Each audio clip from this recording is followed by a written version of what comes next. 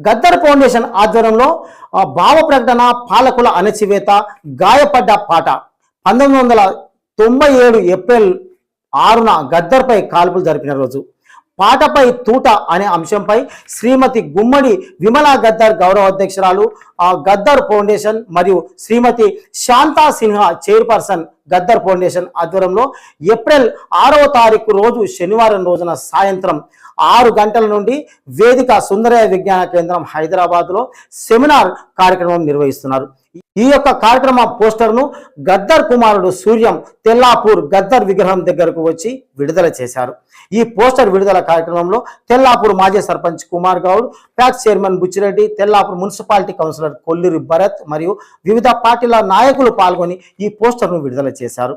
ఈ సందర్భంగా సూర్యం మీడియాతో మాట్లాడుతూ 6వ తేదీన సుందరయ్య విజ్ఞాన కేంద్రంలో జరిగే స్వర్గీయ గద్దర్ గారి కార్యక్రమానికి ప్రతి ఒక్కరు వచ్చి ఈ విజయవంతం చేయాలని పిలుపునిచ్చారు.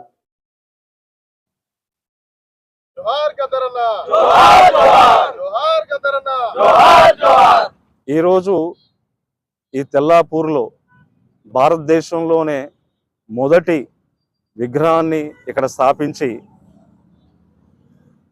ప్రభుత్వంతో కొట్లాడి సాధించుకున్న ఇక్కడ ఉన్న కమిటీ మెంబర్లందరికీ, తెల్లాపూరు వాస్తవికులందరికీ కూడా గదరన్న ఫౌండేషన్ తరఫున పేరు పేరున వందనాలు.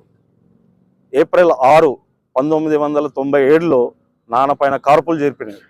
ఆ జరిగిన క్రమంలో తొక్కిసలాటలో ప్రాణం పట్టుకొని గాంధీ హాస్పిటల్ నుంచి నిమ్స్కి తీసుకుపోయినాం. అక్కడ వేములపాటి పట్టాభి గారు లీడ్ తీసుకొని నాన్నని నిమ్స్కి తీసుకుపోయిన తర్వాత అక్కడ నిమ్స్ డాక్టర్లు, అశేషమైన భారతదేశ ప్రజలు నాయనను బతికించుకున్నారు.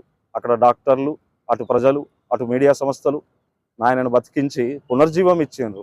ప్రతి సంవత్సరం గత 26 ఏండ్లుగా నాన్న ఏప్రిల్ 6ని తన పునర్జన్మగా భావించి ఆయన మీటింగ్లు పెట్టేది, సదస్సులు పెట్టేది, ప్రజలతో కలిసేది. ఇది గదరన్న పునర్జన్మ దినం కాబట్టి ప్రజలందరికీ కూడా విజ్ఞప్తి చేస్తున్నాం, ఈ సభని పునర్జన్మ సభగా తీసుకొని అందరూ సక్సెస్ చేయాలని.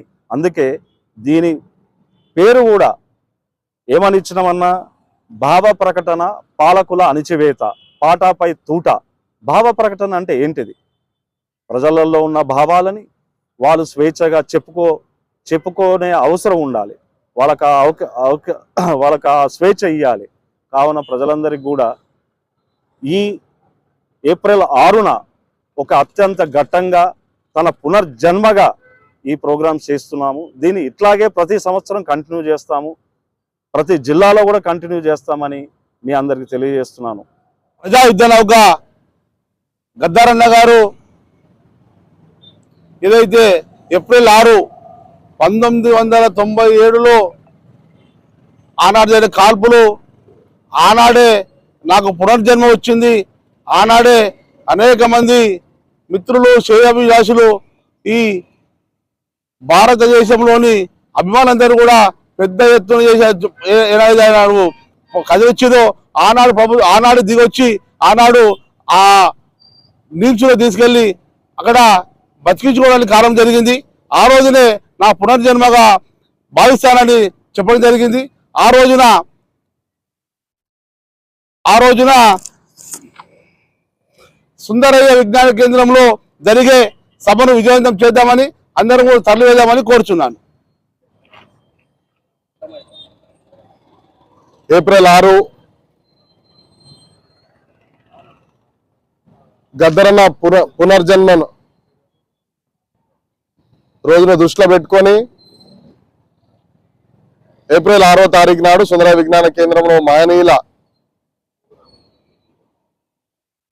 జయంతి సభను ఏర్పాటు చేసుకోవడం జరిగింది. ఇందుకు గల కారణాలు, ముఖ్య కారణాలు, ఏప్రిల్ 6వ తేదీన ఎప్పుడైతే గద్దరన్న భువనగిరి సభలో తెలంగాణ గురించి మొట్టమొదటిసారి మాట్లాడినప్పుడు అప్పుడున్నటువంటి ప్రభుత్వాలు గద్దరన్న బతుకుంటే ఈ దేశంలో అనేక మార్పులు జరగవచ్చు, తెలంగాణ రావచ్చు అని ఒక దురుద్దేశంతో ఆయనను కాల్చి చంపాలని ప్రయత్నం చేసింది. ఈ ఈ ప్రక్రియలో ఈ దేశానికి ఈ రాష్ట్రానికి ఆయన ఎంతో అవసరం కాబట్టి అప్పుడున్నటువంటి కుటుంబము శ్రేయోభిలాషులు ఈ రాష్ట్ర ప్రజలు ఆయనను బ్రతికించుకున్నారు. ఆయన పుట్టినరోజు కన్నా దీన్నే ఎక్కువ ఇష్టపడి తన పునర్జన్మగా భావించేది కాబట్టి ఆయన జ్ఞాపకార్థం ఈ 6వ తేదీన సుందరయ్య విజ్ఞాన కేంద్రంలో ఈ కార్యక్రమం నిర్వహించబడుతున్నది. కావున ప్రజలందరూ మీరందరూ తరలి వచ్చి ఈ కార్యక్రమాన్ని విజయవంతం చేయాలని కోరుకుంటూ జోహార్ గద్దరన్న, జోహార్ జోహార్ జోహార్ జోహార్. గద్దరన్నకు నీల్ సలాం, నీల్ సలాం, నీల్ సలాం, గద్దరన్నకు నీల్ సలాం, నీల్ సలాం, నీల్ సలాం, గద్దరన్నకు నీల్ సలాం, నీల్ సలాం, నీల్ సలాం.